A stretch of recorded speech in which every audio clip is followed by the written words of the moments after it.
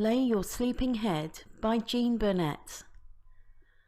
The Gothic Literary Society had completed a Dracula tour with a difference, a trip to Romania with all the right attitudes in place.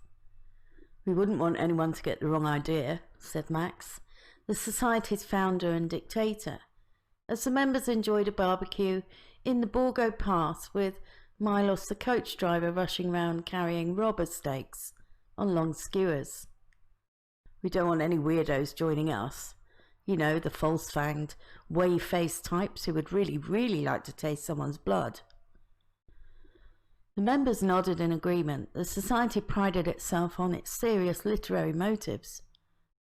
As darkness crept over the pass, some of them glanced uneasily out at the wolf-ridden forest, unconsciously drawing nearer to each other around the firelight as they drank more Trika, the fiery plum brandy of the region. Next morning, more than slightly hungover, the group swapped favourite highlights as they drove out to the airport in Bucharest. "I think the visit to Snagoff Monastery was the high point for me," declared Francis Crawley, the Society's historian. "Seeing the actual tomb of Vlad Dracula and knowing that it had been found empty gave me a real frisson of terror. Most agreeable, don't you think, Layla?" His neighbour on the back seat of the coach smiled wanly and closed her eyes. She was a slight, faded woman who could have been 30 or 40. Never again would she drink that revolting liquid known as Trika. In fact, it seemed safer not to eat or drink anything in Eastern Europe. This was her second tour, and each time she'd been laid low, confined to bed with what their leader had unfeelingly described as a touch of the touristas. Lulled by the rhythm of the coach, she felt pleasantly sleepy, and the nauseous feelings subsided a little. Mental snapshots of the trip flashed through her mind. Not Snagoff, not the Borgo Pass. It had been the detour into the Czech Republic which had excited her most of all. They had visited Cheta, the lonely ruined castle of the infamous Countess Bathory. Murderous, sorceress, probably insane, she had killed more than 600 young girls, believing that she could preserve her youth by bathing in the blood of virgins. A luxurious shudder ran through Layla's slight frame.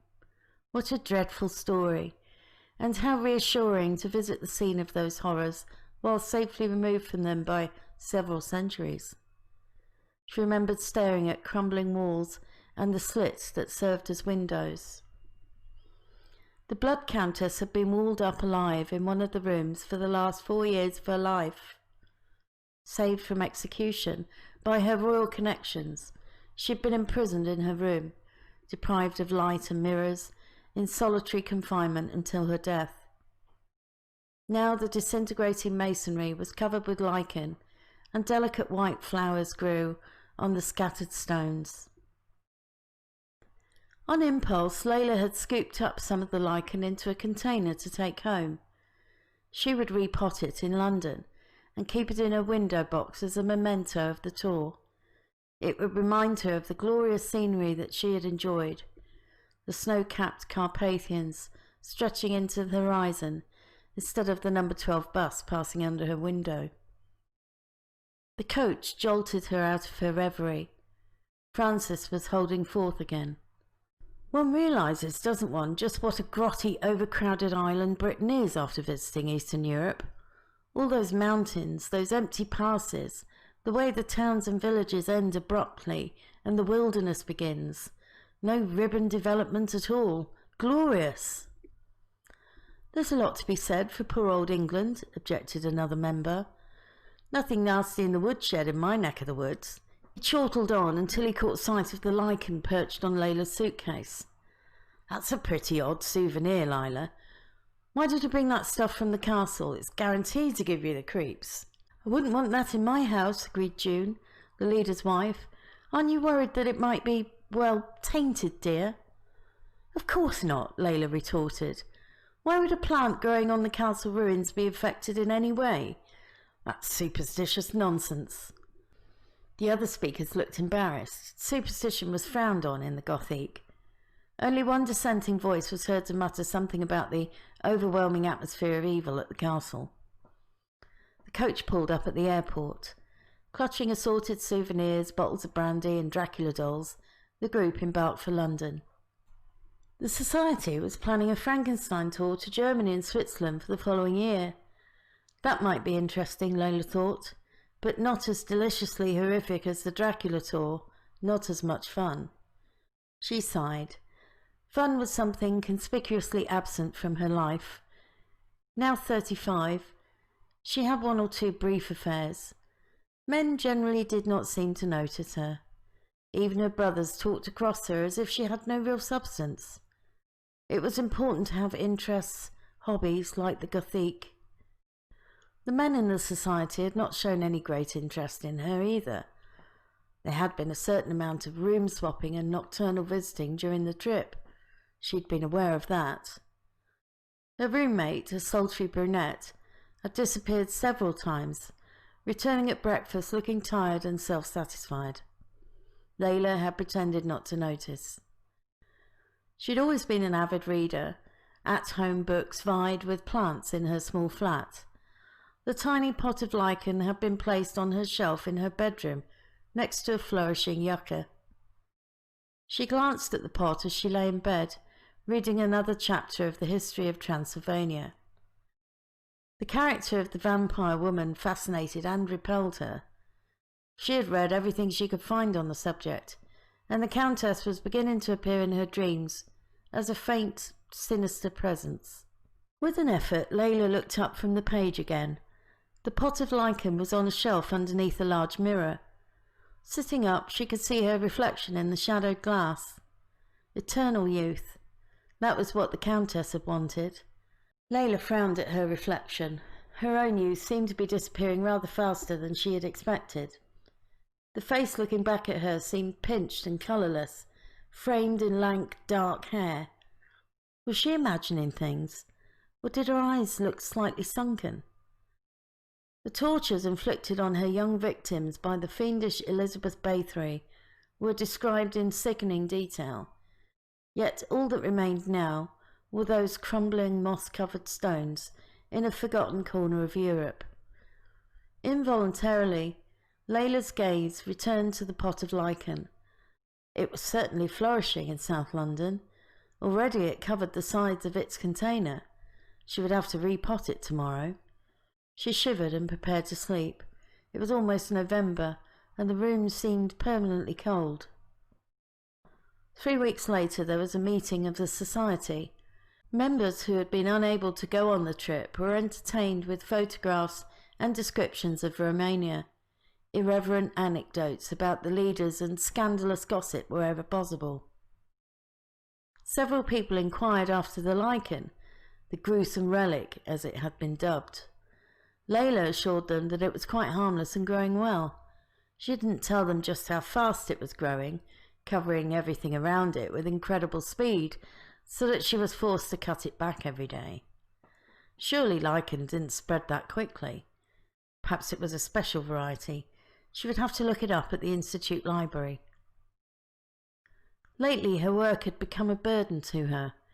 It was difficult to shake off a feeling of lethargy.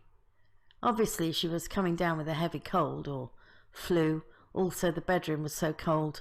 She helped herself to a sausage roll at the buffet. Nearby, 2 young female members whispered together. "Don't you think that Layla Mitchell looks really washed out these days?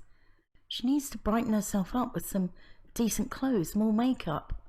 "She needs a man," retorted her companion as they moved off, sniggering. Layla pretended not to have heard and sipped her white wine.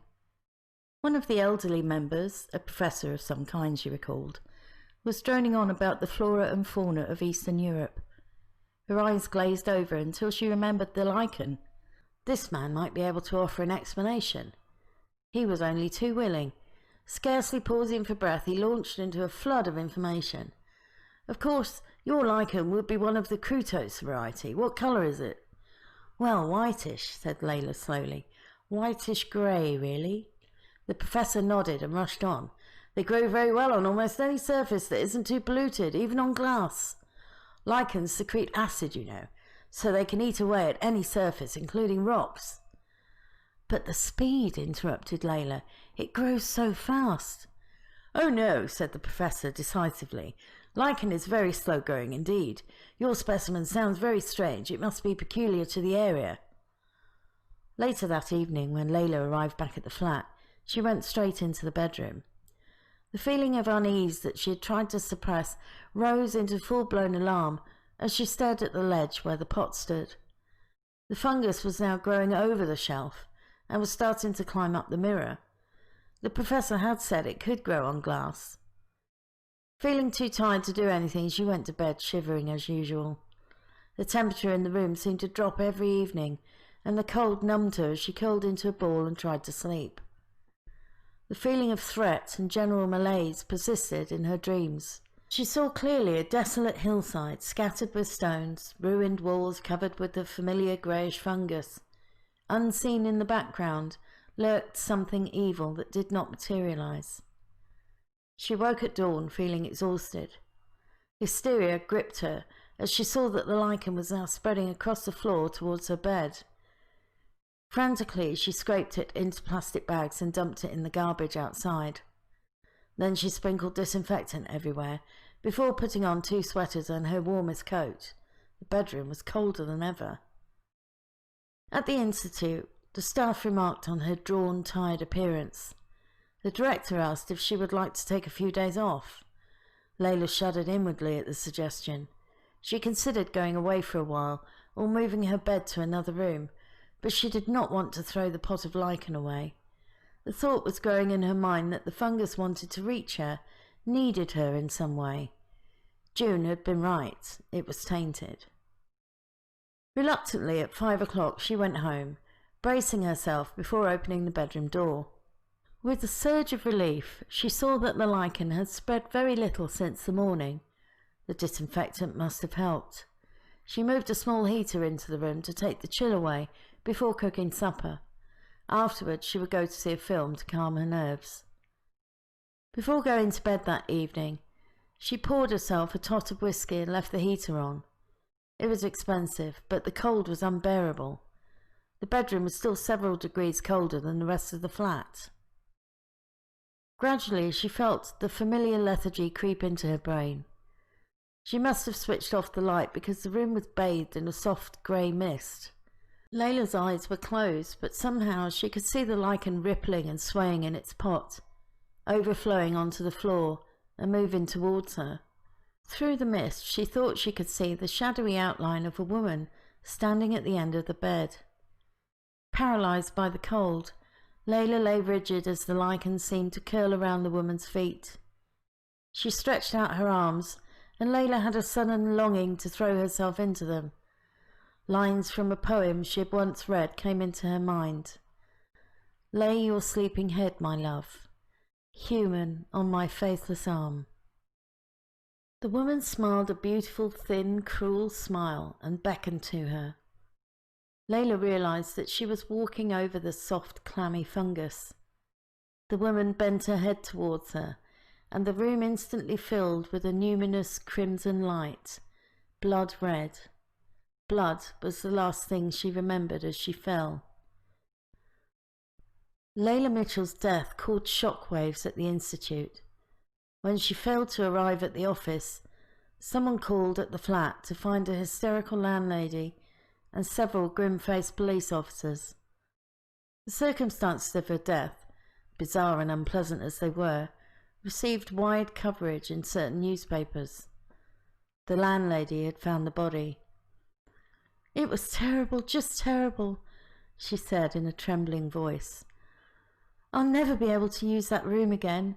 She was lying on the floor and her body was completely drained of blood. That foul grey fungus was everywhere."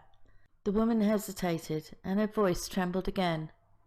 "It was even growing over her face."